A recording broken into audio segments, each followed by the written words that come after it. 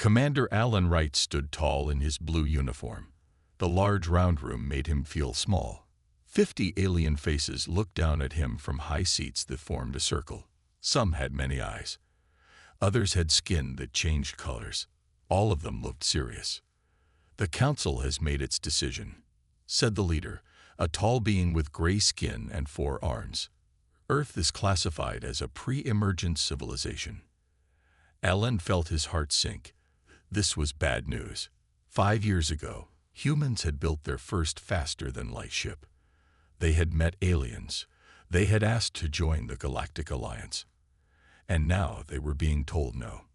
"What does this mean?" Alan asked, keeping his voice steady. "It means," said a bird-like alien with bright feathers, "that humans are not ready. You are too emotional. Your technology is too basic. Your bodies are too weak." Another alien, this one looking like a large jellyfish floating in a clear tank, spoke. "You fight wars over land and ideas. You kill your own kind. You damage your planet. We have grown past many of those problems," Alan said. "We have one world government now. We clean our air and water. We have peace." "For how long?" asked the gray alien with 4 arms. 50 of your Earth years. That is nothing. Some members of this council live for thousands of years. We need to know you will not bring chaos to the stars." Alan wanted to argue, but he knew it would only prove their point about human emotions. Instead, he asked, "What happens now?" "You may trade with Alliance worlds," said the leader. "Basic goods only. No advanced technology. No weapons. No ships faster than what you already have. You will be watched and evaluated again in 100 Earth years." 100 years? Alan would be long dead by then. Most humans alive today would never see Earth join the Alliance. "I understand," he said, even though he didn't like it. "Thank you for your time." As Alan walked out of the council chamber, an alien with blue skin and silver eyes approached him. "Do not feel discouraged, Commander Wright," it said in a soft voice. "Many worlds start as pre-emergence. It is simply a stage of growth." "How long were you classified that way?" Alan asked. 322 of your years," the alien said. "It passes quickly." Not for humans, Alan thought. But he nodded politely and continued walking. The trip back to Earth took 3 weeks in the diplomatic ship. Alan spent most of that time writing his report. How would he tell the United Nations Space Command that the aliens saw them as children? That they were denied access to technologies that could help Earth? That they would be watched like animals in a zoo? When he finally landed in Geneva, the Space Command leaders were waiting. Admiral Susan Ross, General Pedro Alvarez, and Director Julia Morgan listened quietly as Alan explained everything. "So that's it," Alan finished. "They think we're too young, too emotional, and too violent. We can trade, but nothing important. We're stuck with our current level of technology for a century." He expected anger or arguments. Instead, Admiral Ross just nodded. "Thank you, Commander Wright. Your mission is complete. That's all." Alan asked, surprised, "We're just going to accept this?" Director Morgan smiled slightly. "Did the Council scan our ship?" "Yes," Alan said. "Standard procedure. They checked for weapons." "And did they find anything unusual?" General Alvarez asked. "No. They said our ship was exactly what they expected from our technology level." The 3 leaders exchanged looks. "Very good," said Admiral Ross. "You're dismissed, Commander. Take 2 weeks' leave. You've earned it." As Alan left the room, he heard Director Morgan make a call. "The Council has made their decision. We can proceed with Project Leviathan." Alan didn't know what Project Leviathan was, but from the tone of Morgan's voice, he had a feeling the aliens might have underestimated humanity. The red dust of Mars swirled around the transport as it landed. Director Samantha Powell looked out the window at the vast empty plains. To most visitors, this area of Olympus Mons looked like nothing special. That was the point. Samantha stepped off the transport and walked to a small building. It was the only structure for miles. Inside, she placed her hand on a scanner. The floor began to move down. This elevator would take her deep below the surface of Mars. "Welcome back, Director Powell," said a voice as the elevator stopped. The doors opened to show a huge underground base. Hundreds of people moved around like busy ants. Some wore lab coats. Others wore uniforms. All had purpose in their steps. "How is our project today?" Samantha asked a man who waited for her. "On schedule," said Chief Engineer Kyle Martinez. He was tall with strong hands and tired eyes. "The power core is stable. We solved the heat problem." They walked through the facility. Workers nodded with respect as they passed. This place had been a secret for 30 years. It started long before humans officially met aliens. "The Council still doesn't suspect?" Kyle asked. "No," said Samantha. "Our public ships are exactly what they expect from immature humans. Slow, simple, nothing special." They came to a massive window that looked out on an underground space larger than 10 football fields. There, partly built but clearly massive, was a ship unlike any seen on Earth. Its dark metal surface reflected little light. Its shape was sleek and dangerous, like a shark. "Project Leviathan," Samantha said with pride. "Our answer to being called children. We intercepted their signals for years before they found us," Kyle said.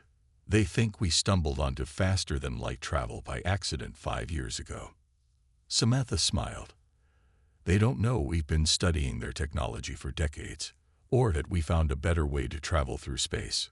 A woman approached them with a tablet. "Security Report Director," said Natalie Rodriguez. Her uniform was black, different from the others. She was head of security. "The alien observers on Earth are staying within their allowed areas. They suspect nothing." "Good," said Samantha. "Keep it that way." Natalie nodded.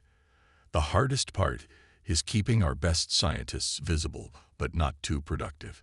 If they disappeared to work here, the aliens might notice." "A necessary trick," Samantha said. "The Council thinks humans are clever but limited. We need them to keep thinking that." An alarm chimed softly. A message appeared on a nearby screen. It was from Earth Command. Commander Wright had returned with the Council's decision. "They classified us as pre-emergence," Samantha read. "Denied membership. Limited trade. No advanced technology access." Kyle looked angry. "After all we've done to show them we're peaceful." "It's not about peace," Samantha said. "It's about control. They don't want competition." She turned to her team. "Well, they'll learn. Initiate final assembly." Natalie looked surprised. "Now, we planned for 3 more months of testing." "The Council made their choice," said Samantha. "Now we make ours. I want Leviathan ready to launch in 6 weeks." Kyle nodded and rushed off, already calling to his engineers. Samantha looked again at the massive ship. Humans had built it using ideas the aliens had never considered. The Council thought Earth was young and weak. They thought humans needed protection and guidance. "They have no idea what's coming," she whispered. In a small office nearby, a screen showed images from the Galactic Council. The aliens talked about Earth with dismissive words. They saw humans as barely more than clever animals. Soon, they would learn how wrong they were. Dr. William Hayes stood in front of 20 new scientists. They had just arrived at the Mars base yesterday. All were top minds from Earth. All had passed strict security checks. Now they needed to learn the truth. "Welcome to Project Leviathan," Dr. Hayes said. He was older, with gray hair and kind eyes. His hands moved as he talked, drawing shapes in the air. "What I'm about to tell you will change how you see space travel forever." He touched a control panel. The 3D image appeared, showing 2 types of ships. One was round and blue, like those the aliens used. The other was dark and sharp, a human design. "The Galactic Alliance uses what they call bubble drive technology," he explained. "It creates a field around the ship.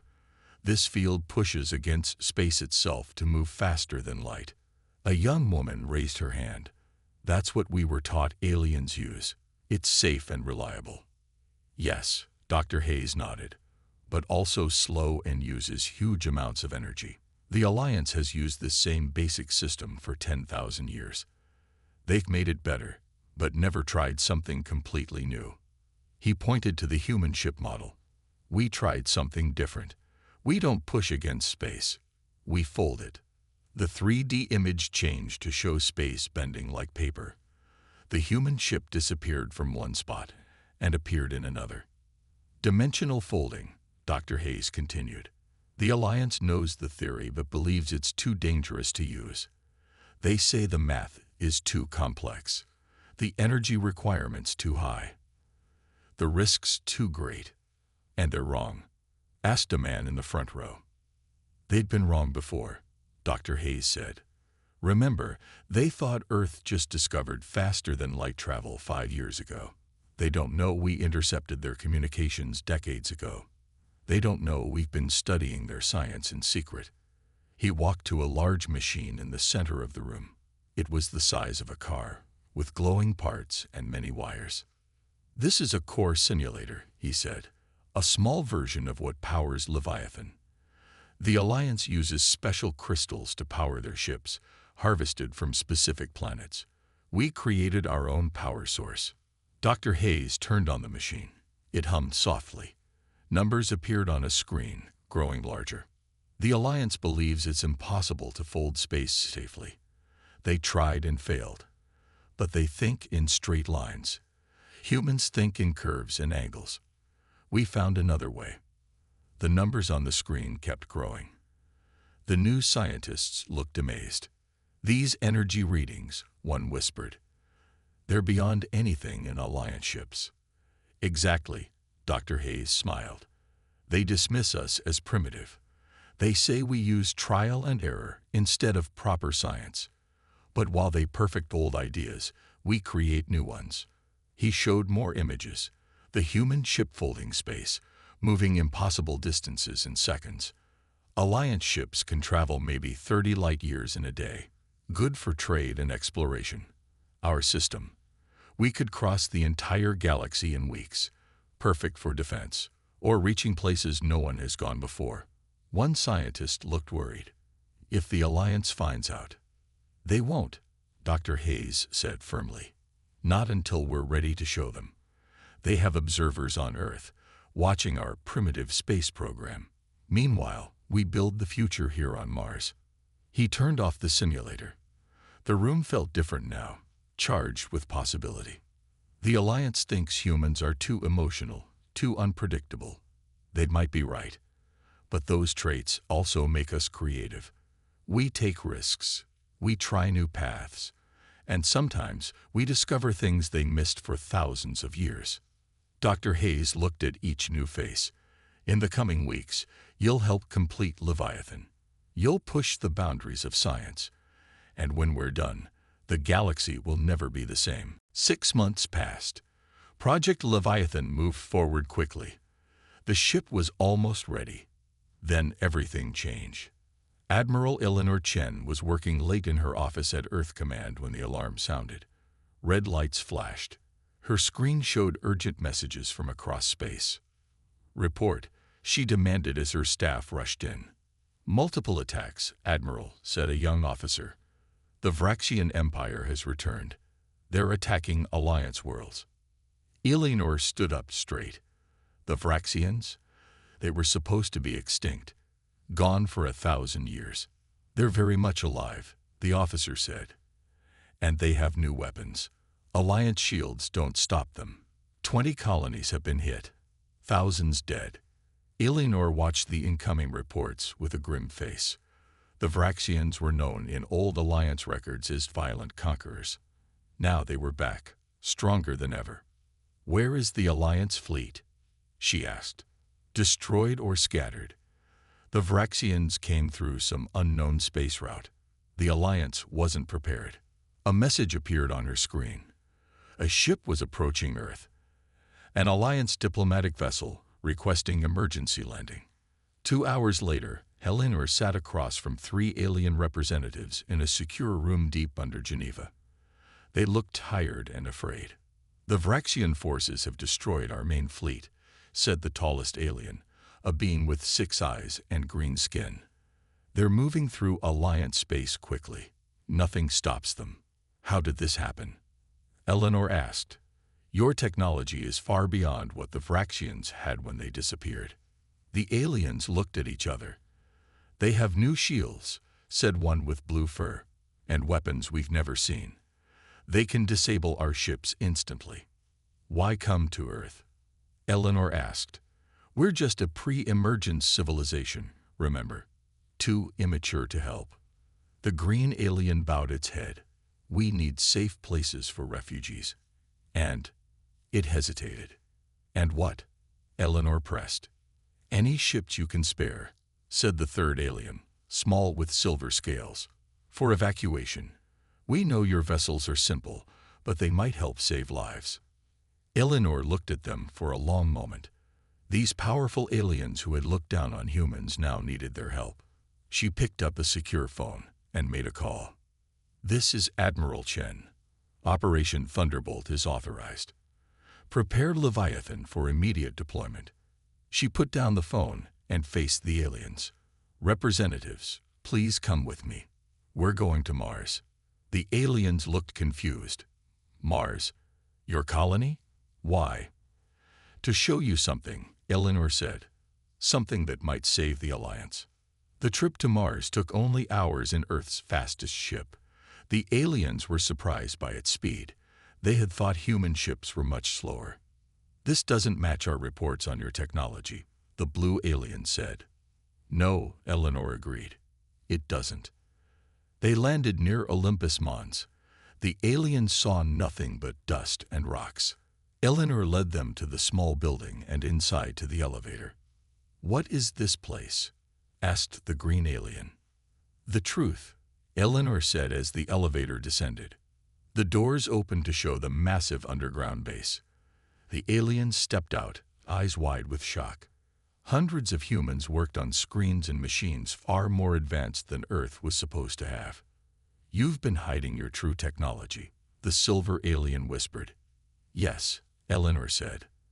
"After we intercepted your signals decades ago, we learned the Alliance rarely accepts new members as equals. You keep advanced technology for yourselves, so we developed our own."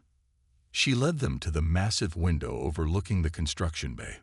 The aliens gasped. Leviathan was complete. The massive black ship hung in the center of the bay, surrounded by workers and smaller vessels. Its surface gleamed under the lights. It was clearly built for war. "What is that?" the green alien asked, voice shaking. "That," said Eleanor, "is humanity's answer to being called immature, and it might be the only thing that can stop the Vraxians now." The next morning, the Alliance representatives stood on an observation platform. Below them, the floor of the Mars base was opening. Admiral Chen stood beside them, watching their faces. "What you're about to see has been in development for 20 years, she said. "Earth has been preparing for threats like the Vraxians long before we met the Alliance." A ship rose through the opening floor. It was sleek and powerful, about twice the size of the largest Alliance scout ship. Its dark metal surface had few markings except for US Defiance on its side. "Impressive," said the blue-furred alien, "but still much smaller than our warships. How will this help against the Vraxians?" Admiral Chen smiled slightly. "The Defiance is just an escort vessel." The aliens looked confused. Then the floor opened wider. The ground shook. Lights dimmed as power was redirected. Slowly, a massive shape emerged from below. First, a pointed front section rose up. Then more and more of the giant ship appeared. It kept rising for minutes. The aliens stepped back in shock. The Leviathan was enormous. 5 kilometers long, sleek and dangerous looking. Its black surface absorbed light instead of reflecting it. Along its sides were weapons unlike anything the Alliance used. At its rear were engines that glowed with strange blue energy. "Impossible," whispered the green alien with 6 eyes. Your civilization cannot build something like this. You don't have the technology. We do, said Admiral Chen. We just didn't share it with you. Samantha Powell joined them on the platform. The Alliance classified Earth as pre-emergence, thinking we were children playing with technology we barely understood. But we understood more than you knew. The silver-scaled alien stared at the Leviathan. One ship, even one this size, cannot stop the Vraxian fleet. Leviathan isn't alone, Samantha replied. She pressed a button on her wrist device. A large screen lit up, showing locations across the solar system. Hidden bases on moons and asteroids opened. Underwater facilities on Earth revealed their secrets. More ships appeared, dozens, then hundreds. Different sizes, but all with the same advanced design. A fleet that had been built in secret, waiting for the day it would be needed. You hid all this, the blue alien asked. Why? Because the Alliance denied us membership, Admiral Chen said. Because you restricted what technology we could access. Because you thought we weren't ready to join you as equals. The aliens watched as the ships began moving toward Mars, forming up around Leviathan. Each one was faster and more powerful than anything Earth was supposed to have. We monitored your communications, Samantha explained. We knew the Alliance would limit us, so we developed our own path. Our ships don't use bubble drive technology like yours. We created something new. Dimensional folding, the green alien said, recognizing the engine design. But that's unstable, dangerous. Not the way we built it, Samantha said. Your scientists tried one approach and gave up when it failed. Humans tried 100 different ways until we found one that worked. The fleet was now visible above the Mars base, hundreds of ships in perfect formation. The aliens stared up, speechless. If you had accepted Earth as equals, Admiral Chen said, we would have shared this technology freely. It might have prepared the Alliance for the Vraxians. Instead, we kept it secret until needed. Why help us now? The silver alien asked quietly. We rejected you. Admiral Chen looked at the massive Leviathan hovering above them. Because that's what mature civilizations do. They help others in need, even those who didn't help them. She turned to face the aliens directly. Now shall we discuss how humanity will save your alliance? The aliens looked at each other, then bowed their heads slightly to Admiral Chen. Perhaps, said the green alien, the Council should reconsider Earth's classification after you save our civilizations. Lieutenant Commander Ryan Mitchell sat in the pilot's seat of the U.S. Defiance. His hands moved over the controls as the ship left Mars orbit. Behind him, the massive Leviathan followed, surrounded by Earth's secret fleet. All systems ready, said his co-pilot, Olivia Grant. Her eyes watched the screens carefully. Dimensional fold drive at full power. Ryan nodded. Time to show the galaxy what humans can do. On the main screen, Admiral Chen appeared from her position on Leviathan. All ships, our mission is clear. The Vraxian fleet is attacking Proxima Centauri. We will stop them there before they reach more populated systems. Ryan checked his course. Proxima Centauri was the closest star to Earth's sun. It was 4.2 light-years away. In normal Alliance ships, the journey would take hours. With Earth's new technology, it would take minutes. All ships prepare for dimensional fold, Admiral Chen ordered. Follow exactly the path we planned. Ryan pressed the main control button. Around the Defiance, space itself seemed to bend. Stars stretched like rubber bands. There was a flash of blue light. Then suddenly, the Defiance appeared in the middle of a battle. Proxima Centauri's planets were visible ahead. Around them, 50 large Vraxian ships were attacking the small Alliance outpost. Position confirmed, Ryan reported. We're right where we should be. The Vraxian ships were shaped like sharp stars, with weapons pointing in all directions. They had red energy shields that glowed in space. They turned toward the Earth ships in surprise. They didn't expect us to appear behind their lines, Olivia said.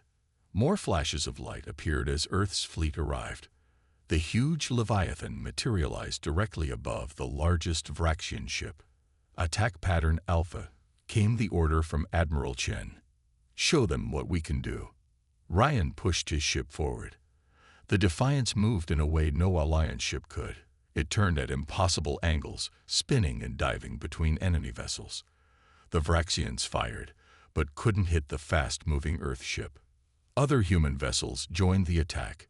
They moved as one, like a school of fish, changing direction instantly without slowing down. Fire main weapons, Ryan ordered. The Defiant shot beams of strange blue energy. When they hit a Vraxian shield, they didn't bounce off like Alliance weapons. Instead, they passed through the shield like it wasn't there. 3 Vraxian ships exploded from the first attack. How are we doing that? Asked an Alliance observer on Ryan's ship. Your shields and theirs operate on the same basic principle, Ryan explained as he spun the ship around for another attack. Our weapons use a different approach entirely. To us, their shields might as well be made of paper. Across the battlefield, more Earth ships appeared from dimensional folds, attacking from all sides. The Vraxians tried to fight back, but seemed confused by the human tactics. They expected us to fight like the Alliance does, Olivia said. In formation, following standard patterns, but we're using Earth battle tactics. Unpredictable, adaptive. On the main screen, they saw Leviathan open fire. Its massive weapons created strange distortions in space. When the energy reached Vraxian ships, the enemy vessels didn't just explode. They seemed to collapse inward, folding in on themselves. Gravity weapons, Ryan explained to the shocked Alliance observer. They create localized points of intense gravity. Nothing can withstand them. Within 30 minutes, half the Vraxian fleet was destroyed. The rest began to retreat, jumping away to safety. Not a single Earth ship had been lost. Pursue them, came Admiral Chen's order. We need to know where they're going. Ryan activated the fold drive again. The Defiance disappeared in a flash of blue light, following the Vraxian ships into the unknown. As they traveled, the Alliance observer stared at Ryan. Your people told us you were still learning basic spaceflight, that your technology was simple. Why did you hide all this? Ryan kept his eyes on the controls. Because the Alliance made it clear we weren't welcome as equals. You saw us as children. So we let you think that while we prepared for a day like today. Ahead, the sensors showed the retreating Vraxian fleet. Soon, humans would discover where the enemy had been hiding all these years. Soon, the galaxy would understand that Earth was not to be underestimated. The battle is just beginning, Ryan said quietly. But at least now, everyone knows humanity has arrived. The Leviathan followed the last Vraxian ships to a hidden base deep in an unexplored region of space. Instead of attacking immediately, Admiral Chen ordered the fleet to hold position and gather information. On the main bridge of Leviathan, humans and Alliance representatives worked side by side. The massive room was filled with advanced technology. Large windows showed the stars outside. We're receiving strange signals from the Vraxian base, said Communications Officer Lisa Garcia. She was young but very skilled at her job. They're using an old Alliance code. I don't think they know we can understand it. Captain Daniel Morrison walked over to her station. He was the commander of Leviathan and a veteran of Earth's space forces. Can you decode it? He asked. Lisa nodded. Already working on it. Dr. Hayes gave me access to all the Alliance codes we've collected over the years. The Alliance representatives looked surprised. A green alien with 6 eyes spoke up. How do you have our secure codes? Those are for council members only. Captain Morrison looked at him calmly. We've been listening to your transmissions for decades. Your security isn't as good as you think. Lisa's computer made a sound. I've got it, she said. The Vraxians are sending reports to someone inside the Alliance. The room went quiet. Lisa played the decoded message for everyone to hear. It was in the Alliance common language, talking about recent battles and future plans. It mentioned Alliance ships that would be easy targets because their defense codes had been shared with the Vraxians. They have allies in the Alliance, Captain Morrison said. Traitors who've been helping them. The Alliance representatives looked shocked, but one of them, the small silver-scaled alien, seemed more angry than surprised. Keep decoding, Captain Morrison ordered. I want to know who they're talking to. For hours, Lisa worked on more messages. The picture became clearer. The Vraxians hadn't been extinct. They had been hiding, building their forces, and placing spies in the Alliance. They had friends in high places, including some on the Council itself. There's more, Lisa said, looking up from her screen. They specifically mention Earth. Listen to this part. She played another message. The humans must remain classified as pre-emergence. Their approach to technology is too unpredictable. If they join the Alliance as equals, they might discover our agents. Keep them isolated. Captain Morrison turned to the Alliance representatives. Your council didn't just think we were immature. Some of them deliberately kept us out because they feared what we might discover. The human crew looked at the aliens with new understanding. The Alliance hadn't just been arrogant. Some of its leaders had been corrupted. Not all of us knew, said the blue-furred alien. Many believed the reports about Earth being too emotional, too unstable. Those reports were manipulated, Lisa said, showing more decoded messages. The Vraxians and their allies wanted Earth isolated. They saw us as a threat. Why? Asked one of the human officers. Dr. Hayes, who had joined them on the bridge, spoke up. Because of our history, humans faced extinction many times. We fought wars, survived disasters, nearly destroyed ourselves. It made us adaptable, creative. He pointed to the Vraxian base on the screen. Most Alliance species evolved in stable environments. They developed slowly, carefully. Humans evolved through crisis after crisis.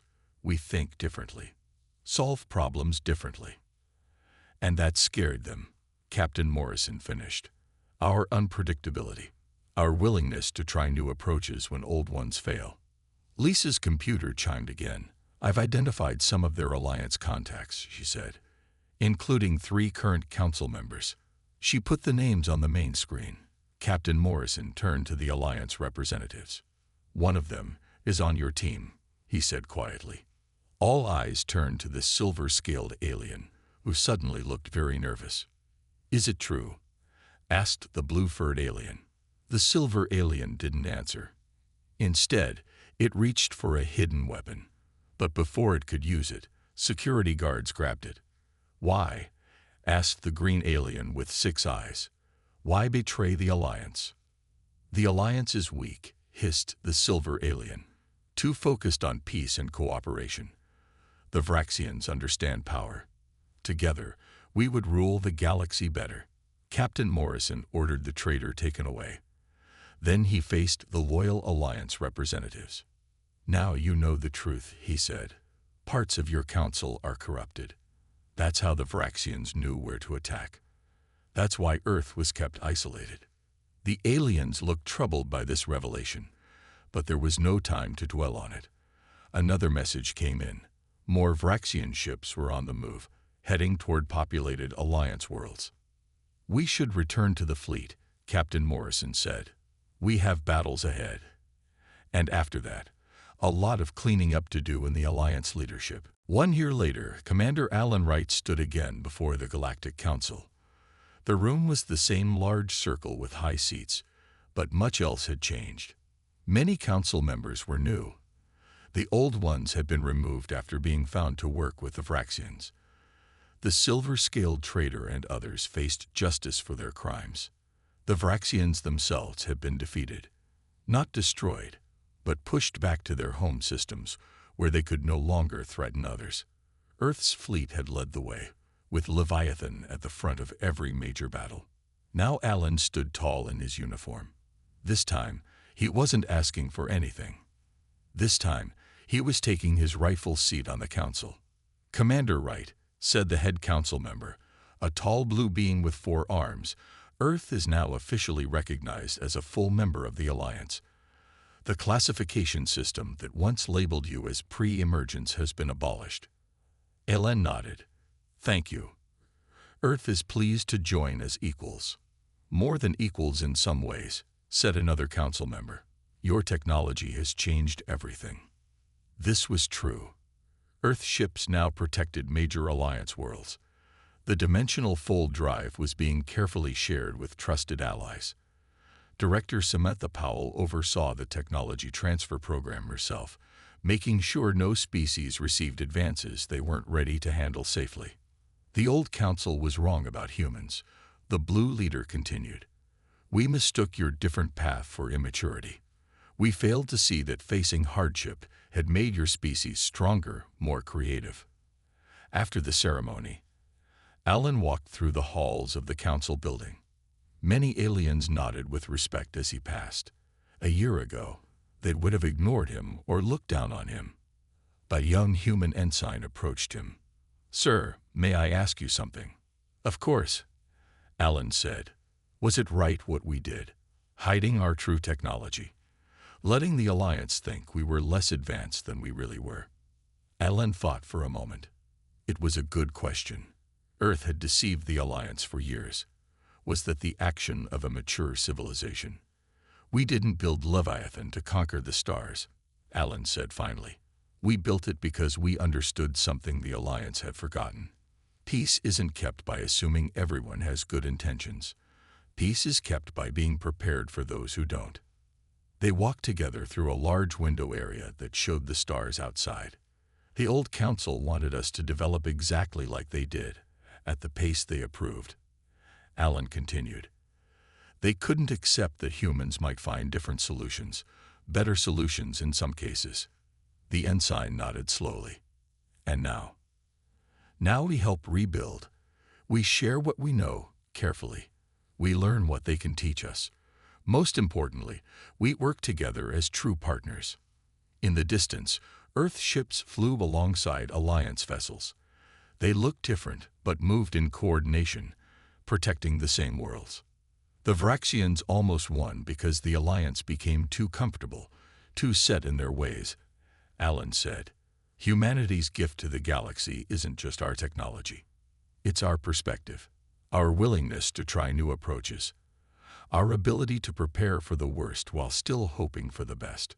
The young ensign looked out at the stars. That doesn't sound immature to me. No, Alan agreed with a smile.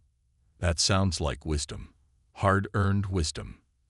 As they walked on, aliens and humans worked together throughout the council building. Scientists shared discoveries. Military officers planned joint exercises. Diplomats discussed trade agreements. The Alliance was changing, becoming stronger by embracing diversity rather than demanding conformity. Earth had earned its place not by following the old rules, but by proving those rules needed to change. Commander Wright took one last look at the stars before heading to his first official council meeting.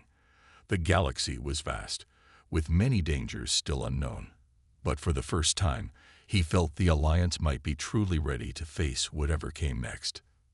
Because now they had humanity as part of their team. And humans, with all their emotions and unpredictability, had proven one important thing. Sometimes the species others think is immature might be the one that saves everyone in the end.